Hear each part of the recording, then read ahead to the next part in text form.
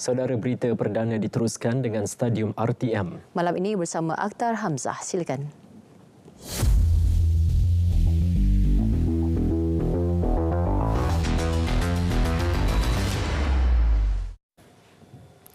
Assalamualaikum. Kita mulakan dengan perkembangan hoki Piala Dunia Remaja 2023.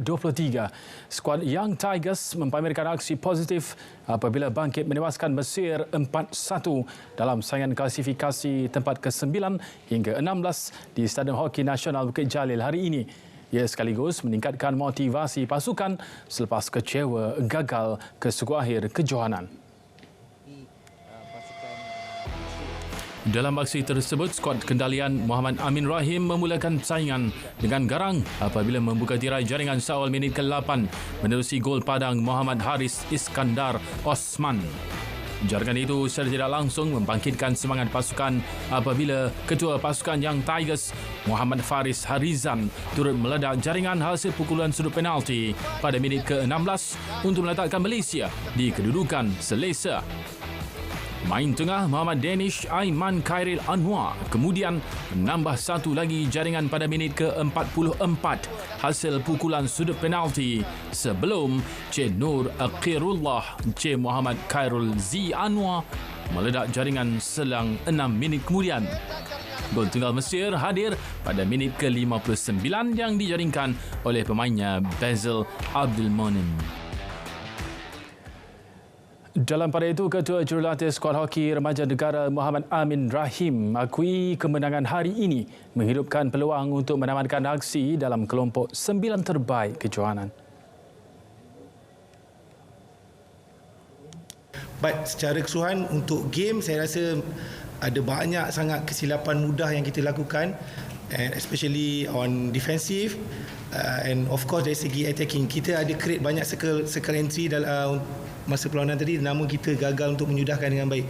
Kalau tengok hari ini pun kita ada 16 penalti corner, kita hanya berjaya menjaringkan 2. Selepas ini, skuad Young Tigers akan berdepan Belgium bagi klasifikasi tempat ke-9 hingga ke-12 pada Rabu ini. Liga Juara-Juara Asia, ketiadaan 3 tonggak utama JDT untuk aksi menentang BG Phantom esok meresahkan pengendalinya Esteban Solari. Jelas beliau ketiadaan Corbin Ong, Shane Lowry dan Hong Wan mampu menjejaskan rentak Harimau Selatan untuk memburu 3 mata. Well, unfortunately, the situation of the pitch where we played the final was very bad, and we had 3 injuries during the game. But we had 3 injuries in one game, and it's tough for us because they are good players. They will come back. Ketika ini, JDT menghuni tangga ketiga kumpulan I dengan 6 mata selepas menang 2 perlawanan terdahulu. JDT tersingkir dari peringkat kumpulan ACL musim ini selepas tewas 0-5 kepada Kawasaki Frontale di Jepun minggu lalu dan dipisahkan peraturan head-to-head dengan Ulsan Hyundai di tempat kedua. FAM kekal dengan pendirian mempertahankan pemilihan S. Logeshwaran sebagai pengadil perlawanan akhir Piala Malaysia 2023. Setiausaha Agungnya Datuk Nur Azman Rahman berkata pihaknya tidak melantik dalam kalangan pengadil FIFA untuk aksi pada Jumaat lalu disebabkan beberapa faktor dan kekangan. Datuk Nur Azman menjelaskan pemilihan S. Logeshwaran dari Selangor untuk mengendalikan aksi final tersebut sudah dilakukan dengan rapi dan mendapat persetujuan jawatan kuasa pengadil FAM. Perkara berkenaan mengambil kira faktor Logeshwaran sudah menunjukkan prestasi sangat baik sepanjang Liga Malaysia 2023.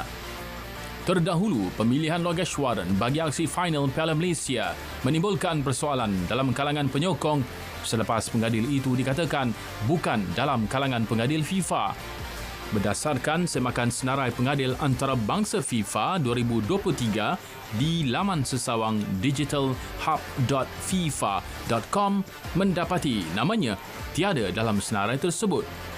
Senarai itu hanya meletakkan 6 pengadil FIFA dari Malaysia, iaitu Razlan Jofri Ali, Usaid Jamal, Nazmi Nasaruddin, Suhaizi Syukri, Tuan Yasin Tuan Hanafiah dan Muhammad Amirul Izwan Yaakob. Beralih ke saingan Liga Super, perlawanan yang berlangsung di Stadium Majlis Bandaraya Petaling Jaya semalam menyaksikan PDRM FC berpesta gol menewaskan Kelantan FC 7-2.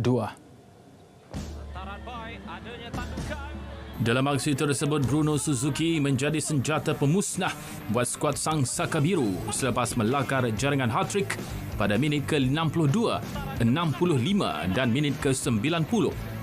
4 gol lain PDRM FC dijaringkan James Okuasa, Isaac Izhan Yuswardi dan Yao Min U dan Ikmal Harun. Manakala Kelantan memperoleh gol hasil jaringan Kalaif Naskam dan Leonardo Rolon. Selepas ini, Kelantan FC dijadual bertemu Kelantan United pada Sabtu ini, manakala PDRM FC akan menutup kempen dengan menentang Selangor FC pada Ahad.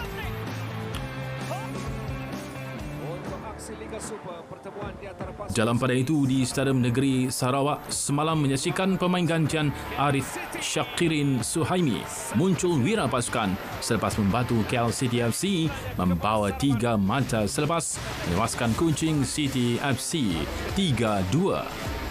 Pada perlawanan itu, KL City FC tidak menunggu lama sebelum mendahului pada minit ke-19 menerusi pemain kebangsaan Paulo Jesui sebelum meledak gol kedua pada minit ke-41.